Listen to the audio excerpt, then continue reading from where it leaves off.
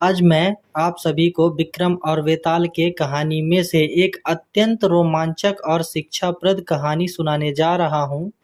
यह कहानी हमें सतर्कता, विवेक और कर्तव्य का महत्व सिखाती है।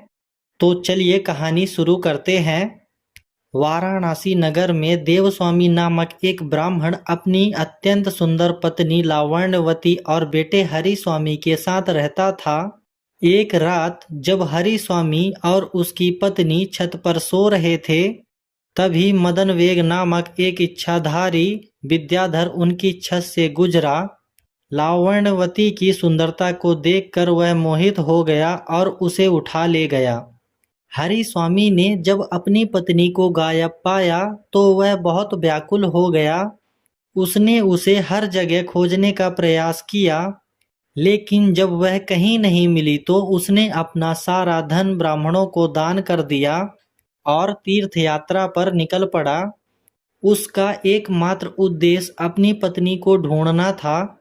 यात्रा के दौरान भूख और प्यास से परेशान हरिस्वामी एक गांव में पहुंचा।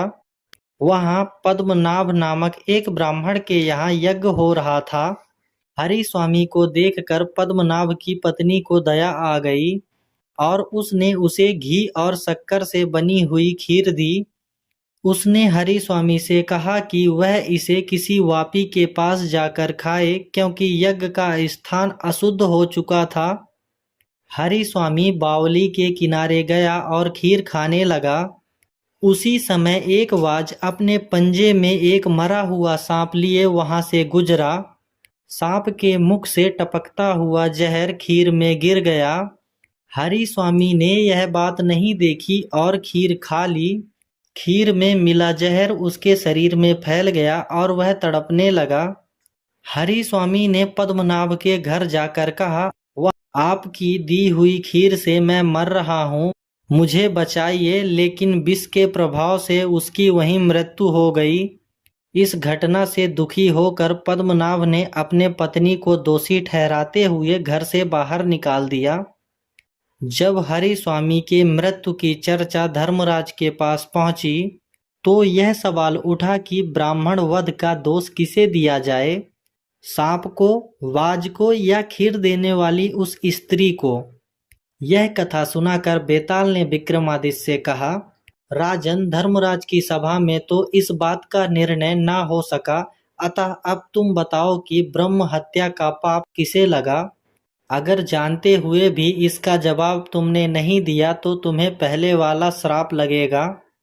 तो राजा विक्रमादित्य ने बेताल के सवाल का उत्तर दिया, सांप दोषी नहीं था, क्योंकि वह पहले ही मर चुका था।